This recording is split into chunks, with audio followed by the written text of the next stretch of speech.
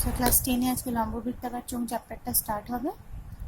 এই আমার হাতে যে ক্রিমের বাক্সটা রয়েছে, এটা একটা লম্ববৃত্তাকার চোঙের আদর্শ উদাহরণ। ঠিক আছে, লম্ববৃত্তাকার চোঙ তাহলে কিরকম হবে? এই টাইপের একটা মানে একটা পাইপের মতো দেখতে, একটা পাইপের কাটা অংশ নিলে পরে যেরকম হবে সেটা হচ্ছে লম্ববৃত্তাকার চোঙ। এবার তার দুটো প্রান্ত, এই প্রান্তটা আর এই প্রান্তটা, দুটো প্রান্তই কি বৃত্তাকার। ঠিক আছে, সেই জন্য লম্ববৃত্তাকার কথাটা, চোঙ কথাটা আসছে। আচ্ছা, এই লম্ববৃত্তাকার চোঙ একটা জিনিস বোঝাই যাচ্ছে যে ক্রিমের বাক্সটা যেরকম খালি হতে পারে, তেমনি লম্ববৃত্তাকার চোঙ একটা ফাঁপা হতে পারে। আরেকটা কি, আমি যে ক্রিমের বাক্সের মধ্যে সব জিনিস যদি ভরে রেখে দিই, তাহলে সেটাই হয়ে যাবে একটা নিরেট লম্ববৃত্তাকার চোঙ। ঠিক আছে, যাই হোক না কেন, আমি এর মধ্যে যদি কোনো জিনিস নাও রাখি, তাহলে এর যা আয়তন হবে, আমি যদি এর মধ্যে কোনো জিনিস রাখি, তাহলে সেই যত পরিমাণ জিনিস রাখবো সেই জিনিসের আয়তনটা এর আয়তনের সমান হবে, তাই তো? এই জিনিসটার মধ্যে আমি ততটাই বস্তু রাখতে পারবো, ততটাই এই ক্রিমের বাক্সটার মধ্যে আমি ততটাই জিনিস রাখতে পারবো, ততটাই ক্রিম রাখতে পারবো যতটা কিনা এর আয়তন। ঠিক আছে, তাহলে আমাকে এর আয়তনটা জানতে হবে। আচ্ছা, আরেকটা জিনিস কি, ও ইম্পর্টেন্ট যেটা বললাম আর কি কথা, সেটা কি যে এর মধ্যে এর আয়তন যত, কোনো লম্ববৃত্তাকার চোঙের আয়তন যত, সেই চোঙের মধ্যে ততটা পরিমাণ জিনিস আমি রাখতে পারবো। ঠিক আছে, এইবার হচ্ছে আমি যদি এই লম্ববৃত্তাকার চোঙটাকে, আমাকে যদি কেউ বলে যে আমি এটাকে মুড়িয়ে দিচ্ছি কাগজে, আমি এটাকে কাগজে মুড়িয়ে দিচ্ছি, তাহলে কত পরিমাণ কাগজ লাগলো এই পুরো লম্ববৃত্তাকার চোঙটাকে মুড়িয়ে দিতে, সেটা আমি কি করে বার করব? কত পরিমাণ কাগজ লাগলো টোটাল এটাকে মোড়াতে? যতটা এই এই লম্ববৃত্তাকার চোঙটার যতটা চারপাশের যতটা ক্ষেত্রফল, এবার এই পাশে এই পুরো এরিয়াটা আমি মুড়িয়েছি, যখন আমি কাগজটা দিয়ে মোড়ালাম এই পুরো এরিয়াটা আমি মুড়িয়ে দিয়েছি, পার্শ্বতলটা, এই নিচের তলটাও আমি মুড়িয়ে দিয়েছি এরকম কাগজ দিয়ে, এই উপরের তলটাও মুড়িয়ে দিয়েছিলাম। ঠিক আছে, তাহলে এই যে ক্ষেত্রফলটা, এই পার্শ্বতলের ক্ষেত্রফল প্লাস ওপরের তলের ক্ষেত্রফল প্লাস নিচের তলের ক্ষেত্রফল মিলে আমরা বলি চোঙের সমগ্র তলের ক্ষেত্রফল। ঠিক আছে, তাহলে তিনটে পয়েন্ট সম্পর্কে আমরা এখানে জানলাম। একটা হচ্ছে, তিনটে পয়েন্ট সম্পর্কে আমি বললাম। প্রথম হচ্ছে আমি বললাম এর আয়তন সম্পর্কে। আয়তন মানে কি, ওর ভেতরে যতটুকু জিনিস থাকতে পারে। সে আয়তনের ফর্মুলাটা হচ্ছে পাই আর স্কোয়ার এইচ। ঠিক আছে, আর কোনটা? এই যে তলদেশের বৃত্ত আর উপরের প্রান্তের বৃত্তের মধ্যে কোনো ডিফারেন্স আছে কি? নেই, সেম। ঠিক আছে, সেম। এবার এই যে বৃত্তের, তলদেশের বৃত্তের যে ব্যাসার্ধ, সেটাই হচ্ছে আর। ঠিক আছে, আর উচ্চতাটা কতটা? এর যে উচ্চতাটা সেটাই হচ্ছে এইচ। ঠিক আছে, পুরো চোঙের যে উচ্চতা সেটা হচ্ছে এইচ, আর তলদেশের যে ব্যাসার্ধ সেটাই হচ্ছে আর। তাহলে এর ব্যাসার্ধ যদি, ওর নিচে তলদেশের ব্যাসার্ধ যদি আর হয়, তাহলে উপরের প্রান্তের ব্যাসার্ধ আর হবে। ঠিক আছে, আচ্ছা এইবারে তাহলে এই জিনিসটা আমাদের জানা গেল। এছাড়া এর সাথে আমি আরেকটা কথা বলেছিলাম কাগজ দিয়ে মোড়ানোর সময়, সেটা হচ্ছে পার্শ্বতলের ক্ষেত্রফল। পার্শ্বতলের ক্ষেত্রফল, পার্শ্বতলের ক্ষেত্রফল মানে কি, এই পুরো পাশের যে তলটা, এই পুরো পাশের তলটাকে মোড়াতে যে পরিমাণ কাগজ লাগবে সেটাই হচ্ছে পার্শ্বতলের ক্ষেত্রফল। ঠিক আছে, তার ফর্মুলাটা হচ্ছে 2 পাই আর এইচ। আর এখানেও যা এখানেও তা, এইচ এখানেও যা এখানেও তা। ঠিক আছে, এইবার থার্ড যেটা ইম্পর্টেন্ট, সেটা হচ্ছে সমগ্র তলের ক্ষেত্রফল। সমগ্র তলের ক্ষেত্রফল, পার্শ্বতলের ক্ষেত্রফল মানে আমি শুধু পাশের জায়গাটাকেই কাগজ দিয়ে মোড়াচ্ছি। সমগ্র তল মানে হচ্ছে, আমি যেটা একটু আগে করেছিলাম, আমি পার্শ্বতলটাকেও কাগজ দিয়ে মুড়িয়েছি, তলভাগটাকেও কাগজ দিয়ে মুড়িয়েছি, ওপরের ভাগটাকেও কাগজ দিয়ে মুড়িয়েছি। এই টোটাল ক্ষেত্রফল, ওপর নিচ বা আশপাশ সমস্ত মিলিয়ে যে ক্ষেত্রফল, সেটা হচ্ছে সমগ্র তলের ক্ষেত্রফল। সেই সমগ্র তলের ক্ষেত্রফলটা হবে 2 পাই আর এইচ। সমগ্রতল মানে পার্শ্বতলের ক্ষেত্রফল প্লাস ওপরের এই বৃত্তটার ক্ষেত্রফল আর নিচের এই বৃত্তটার ক্ষেত্রফল। ঠিক আছে, বৃত্তের ক্ষেত্রফল আমরা জানি হচ্ছে আর স্কোয়ার, তাহলে দুটো বৃত্ত আছে ওপরে আর নিচে, সেই জন্য 2 পাই আর স্কোয়ার। তাহলে এখান থেকে আমি যদি 2 পাই আর কমন নিই, তাহলে এখানে পড়ে থাকছে এইচ প্লাস আর, এত বর্গ একক। ঠিক আছে, এটাও হবে বর্গ একক, মানে সেন্টিমিটার দিলে সেন্টিমিটার আর মিটার দিলে মিটার। আর আয়তনটা কি হবে? আয়তনটা হবে ঘন একক। ঠিক আছে, তাহলে এই তিনটে ফর্মুলা খুব ইম্পর্টেন্ট। আচ্ছা, 8 নম্বর চ্যাপ্টারে প্রথমে আমি 4 নম্বর অঙ্কটা করাচ্ছি, যেখানে বলা হয়েছে পিলার রয়েছে, দুটো পিলারের কথা বলা হয়েছে। আমি প্রত্যেকটা পিলারের প্রসঙ্গে আসছি। প্রত্যেকটা পিলারেরই ব্যাসার্ধ হচ্ছে, এই ব্যাস হচ্ছে 5.6 ডেসিমি, এবং প্রত্যেকটা পিলারই লম্বায় বা প্রত্যেকটা পিলারেরই দৈর্ঘ্য ইকুয়াল টু হচ্ছে 2.5 মিটার। ঠিক আছে, এবার তাহলে প্রশ্নটা হচ্ছে পিলার দুটো তৈরি করতে, দুটো পিলার আছে এরকম, দুটো পিলার তৈরি করতে টোটাল কত মশলা লাগবে।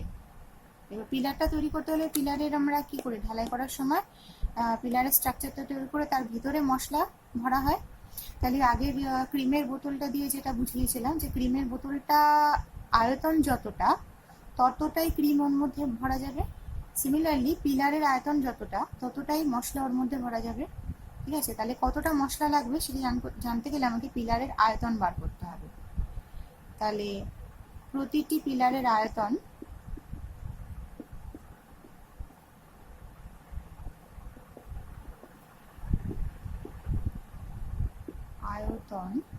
ইকুয়াল টু হচ্ছে পাই আর স্কোয়ার এইচ। এবারে আমি পাই এর মান তো জানি 22/7 আর স্কোয়ার। সেখানে একটা জিনিস আমাকে দেখতে হবে যে ব্যাসটা কিন্তু আমার ডেসিমিটারে রয়েছে, আর প্রথমত ব্যাস দেওয়া আছে আর এখানে আর কিন্তু ব্যাসার্ধ। তাহলে সেখানে আমাকে ভাবতে হবে যে আমি কিভাবে বসাবো। আর দৈর্ঘ্যটা কিন্তু মিটারে রয়েছে আর ব্যাসটা রয়েছে ডেসিমিটারে, দুটোকে একই জায়গায় নিয়ে যেতে হবে। আমি এখানে মিটারটাকে ডেসিমিটারে নিয়ে যাব। ঠিক আছে, আর আরটাকে আমি ডেসিমিটারেই রেখে দেবো। তাহলে এখানে যেহেতু ব্যাস বলেছে, তাহলে ব্যাসার্ধ কত হবে? 5.6/2 ইন্টু 5.6/2। দুবার কেন লিখলাম? কারণ আর স্কোয়ার রয়েছে। আচ্ছা, এইচ 2.5 মিটার, সেটাকে ডেসিমিটারে নিলে কত হয়? 2.5 গুণ 10। আমি একবারে লিখে দিলাম, মিটারকে ডেসিমিটারে নিতে গেলে আমরা 10 দিয়ে গুণ করি, তাই তো? তাহলে এইবারে এখান থেকে আমি যদি কাটাকুটি করি, 11 7 56, আচ্ছা এখানে হচ্ছে 2.4, তাহলে আসছে 0.4 ইন্টু 5.6 ইন্টু 25। ঠিক আছে, 2.5 ইন্টু 10। আচ্ছা, এবার এখানে কি 25 ইন্টু 0.4, 4 25 কত হয়? 100। তাহলে এখানে হবে 10 গুণ 5.6, তার মানে 56 কি হবে? ঘন একক, তাই তো? যেহেতু ডেসিমিতে আমি সবগুলো নিয়েছি, সেজন্য এটার প্রতিটি পিলারের আয়তন হবে এত ঘন ডেসিমিটার। তাহলে দুটো পিলারের আয়তন কত? সুতরাং আমি এখানে একবারে আগে লিখে নিই, একটি পিলার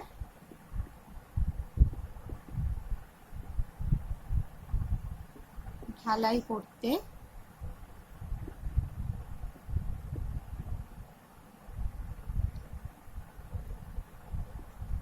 মশলা লাগবে কত? 56 ঘন ডেসিমি।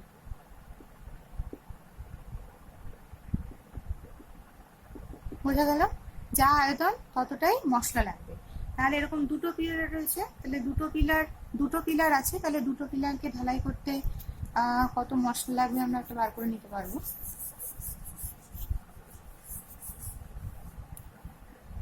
সুতরাং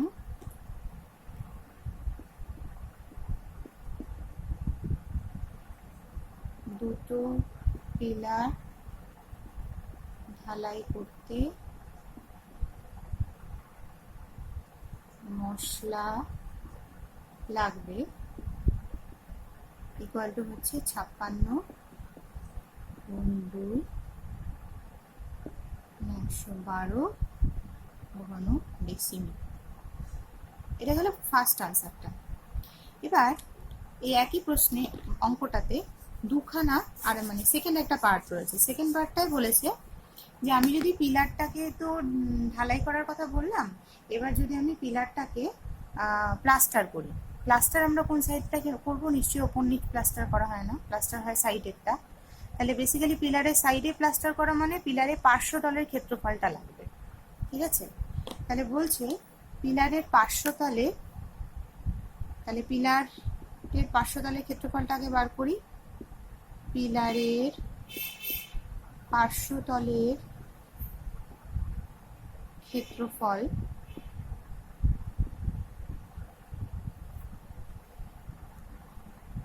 ইকুয়াল টু হচ্ছে 2πr/h। এটা একটা পিলারের কথা বলছি। তাহলে এখানে হচ্ছে 2 × 22/7 × 5.6/2, h হচ্ছে 25 ডেসিমিটার, সবই তো ডেসিমিটারে নিয়ে গেলাম। এবারে হচ্ছে 2 11 7 8 56, ঠিক আছে? আচ্ছা 25 দুগুণে 50, 50 5 8 40, তাহলে 40 × 11, 25 দুগুণে 50, 50 50 × 8 কত হয়? 400, 400 একটা পয়েন্ট, এই পয়েন্ট বসবে, পরে একটা জিরো কেটে যাবে, তাহলে 40 হবে। 40 × 11, তাহলে 40 × 11 হচ্ছে 440। এটা কি হবে? 440 হবে বর্গ ডেসিমিটার। এটা হচ্ছে একটা পিলারের, ঠিক আছে? তাহলে দুটি পিলারের মোট পার্শ্বতলের ক্ষেত্রফল কত?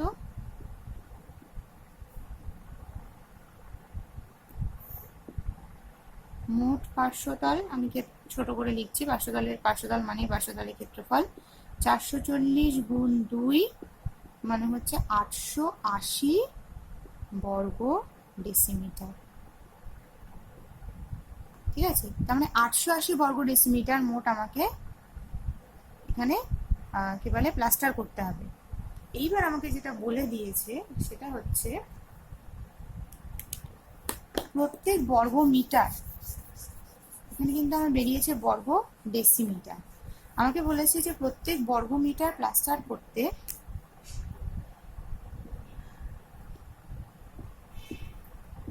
প্রতি বর্গমিটার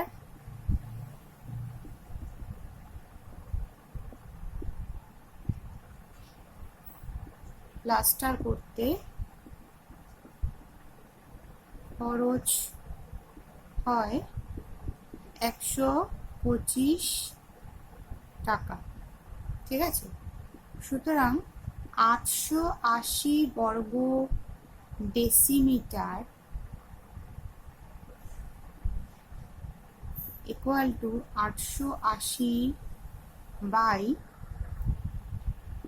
100 বর্গমিটার। বর্গ ডেসিমিটারকে বর্গমিটারে নিতে গেলে, ডেসিমিটারকে মিটারে নিতে গেলে যেমন 10 দিয়ে ভাগ করতে হয়, বর্গ ডেসিমিটারকে বর্গমিটারে নিতে গেলে 10 স্কোয়ার। তাহলে 880 বর্গ ডেসিমিটারকে বর্গমিটারে নিয়ে গেলাম, এত বর্গমিটার কাটাকুটি করে দিই, মানে 8.8 বর্গমিটার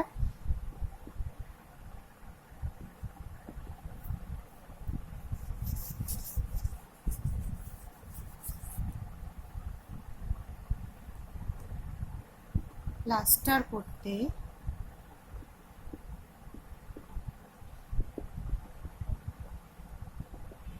খরচ হবে কত?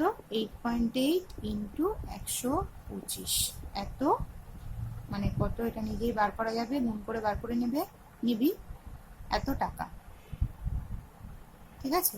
তাহলে প্রত্যেক বর্গমিটার প্লাস্টার করতে 125 টাকা খরচ হয়, তাহলে 8.8 বর্গমিটার প্লাস্টার করতে কত টাকা খরচ হয় সেটা আমরা ইজিলি বার করে নিতে পারবো। আচ্ছা আচ্ছা, 6 নম্বর অঙ্কটা করা হচ্ছে। 6 নম্বর অঙ্কে বলা হয়েছে যে 3টে ছোট ছোট জার ছিল, যাদের প্রত্যেকের ব্যাস সেম এবং যাদের প্রত্যেকের উচ্চতাও সেম।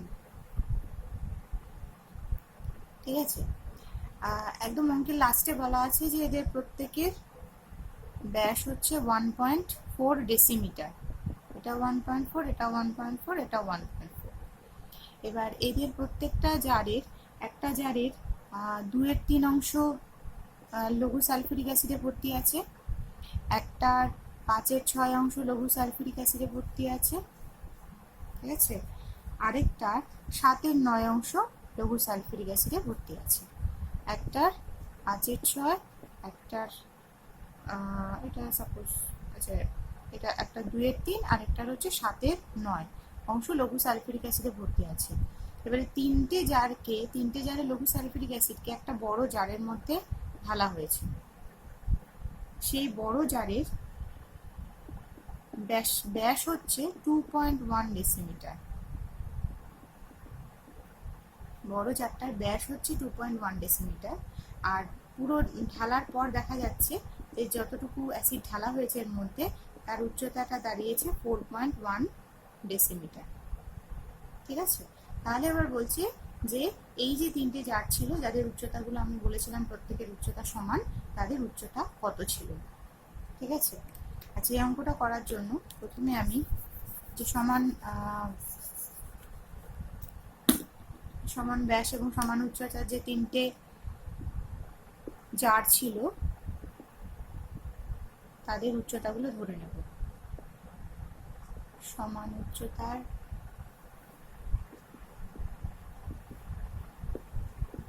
তিনটি জারের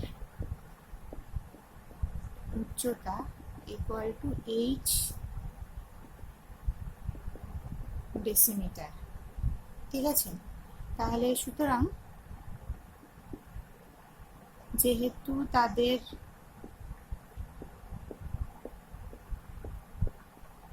প্রত্যেকের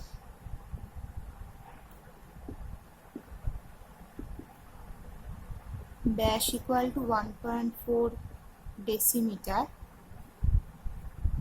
সুতরাং ব্যাসার্ধ তাদের প্রত্যেকের সমান হবে, যেটা হবে 1.5/2। ঠিক আছে, এত ডেসিমিটার। এই অঙ্কগুলোতে আমরা সবসময় চেষ্টা করবো বাই 2 হিসেবে, মানে ম্যাক্সিমাম ক্ষেত্রে অঙ্কগুলোতে ব্যাসই দেওয়া থাকবে, এটা খেয়াল রাখতে হবে। ব্যাসার্ধ বার করতে হবে।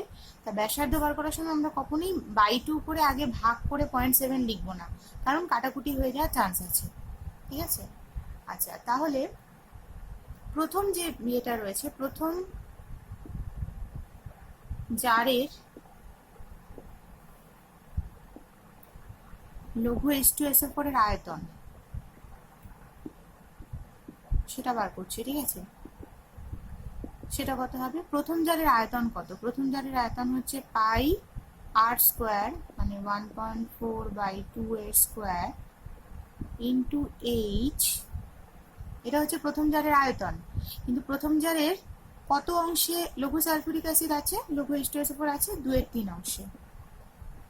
তাহলে প্রথম জারের লঘু H2SO4 এর আয়তন হচ্ছে 2/3 গুণ প্রথম জারের আয়তন। পুরো জারটার মধ্যে যদি লঘু সালফিউরিক অ্যাসিড ভর্তি থাকতো, তাহলে জারের যা আয়তন হতো লঘু সালফিউরিক অ্যাসিডেরও তাই আয়তন হতো। যেহেতু জারের 2/3 অংশে H2SO4 রয়েছে, সুতরাং 2/3 ইন্টু জারের আয়তন হবে লঘু সালফিউরিক অ্যাসিডের আয়তন প্রথম জারে। তাহলে সিমিলারলি দ্বিতীয় জারে লঘু H2SO4 এর আয়তন কত হবে?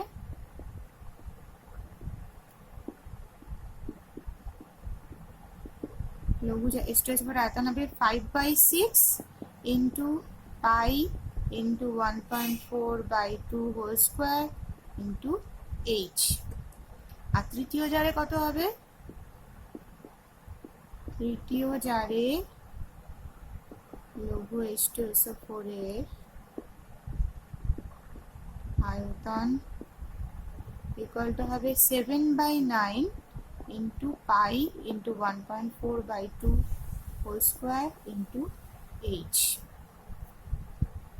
ঠিক আছে, এইবারে এই তিনটে জারের মধ্যে যতটা লৌহ H2SO4 আছে, তিনটে জারের লৌহ H2SO4 কে একটা বড় জারে ফেলা হয়েছে। তাহলে বড় জারের মধ্যে লৌহ H2SO4 এর আয়তন হবে এই তিনটে জারে লৌহ H2SO4 এর যে আয়তন ছিল তার যোগফল। তাহলে সেক্ষেত্রে আমি এটাকে কিভাবে লিখব,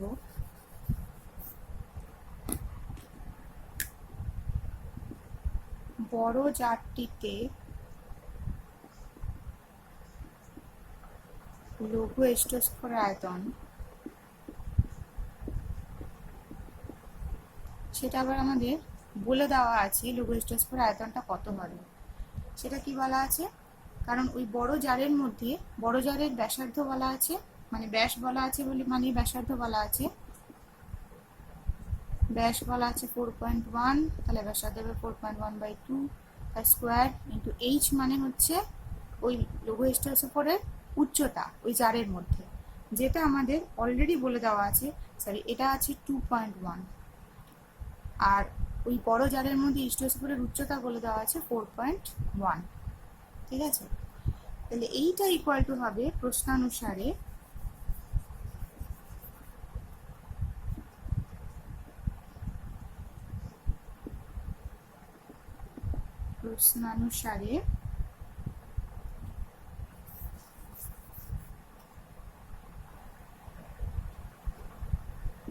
I into 2.1/2 whole square into 4.1 equal to হবে 5/6 pi 1.4/2 square into h plus 2/3 pi 1.4/2 whole square into h plus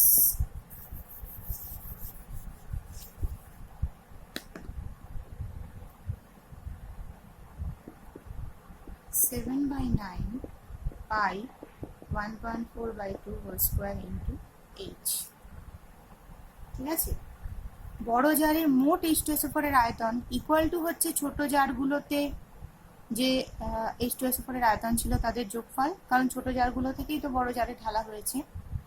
তাহলে এবার এখান থেকে দুদিক থেকে দেখা যাবে যে পাইগুলো কমন চলে যাবে, তাই তো, পাই কমন চলে যাবে এবং প্রথমটা ক্ষেত্রে অ্যাকচুয়ালি পাই ইন্টু 1.4/2 হোল স্কোয়ারই কমন যাবে।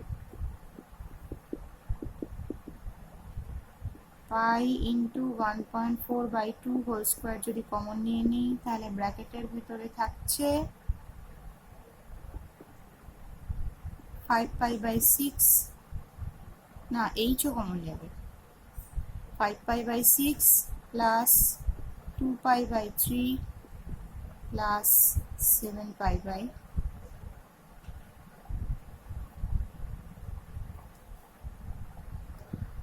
তো কমন নিয়ে নিয়েছি।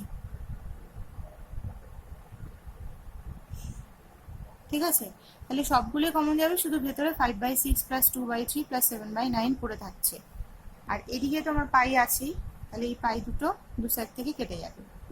তাহলে এখান থেকে আমি এইচ এর মানটা বার করতে পারবো, তাই তো, কারণ বাকি সমস্তগুলোই তো আমার সংখ্যা রয়েছে, এখান থেকে আমি ইজিলি এইচ এর মানটা বার করতে পারবো যেটা চেয়েছে। এইচই হচ্ছে প্রত্যেকটা ছোট ছোট জার রয়েছে প্রত্যেকটা জারের উচ্চতা। এই অঙ্কটাতে প্রথম আমরা কি করব, এই তিনটে এই ব্র্যাকেটের ভেতরে লসাগুটা করব, তাই তো, ব্র্যাকেটের ভেতরে লসাগু করে এটা কত মান সেটা বার করব, সেইটা ইন্টু এটা গুণ করব, গুণ করে কি হবে, এদেরকে গুণ করে যা হবে তাকে আমি এই সংখ্যাটা দিয়ে ভাগ করে দেবো, ভাগ করে পারলেই এইচ এর মানটা বেরিয়ে যাবে। ঠিক আছে, এই ক্যালকুলেশনটুকু নিজেই করা যাবে। তাহলে আমি 6 অঙ্কটা করে দিলাম, 4 এবং 6 অঙ্কটা করে দিলাম, বাকি হোমওয়ার্ক তাহলে রইল 1 2 3 5। 4 নম্বরের অঙ্কটা দেখলে পরে 1 2 3 পারা যাবে, 5এরটাও পারা যাবে। ঠিক আছে, তাহলে 4 আর 6 এই দুটো অঙ্ক দেখলে পরে এই 4টে অঙ্কই করা যাবে।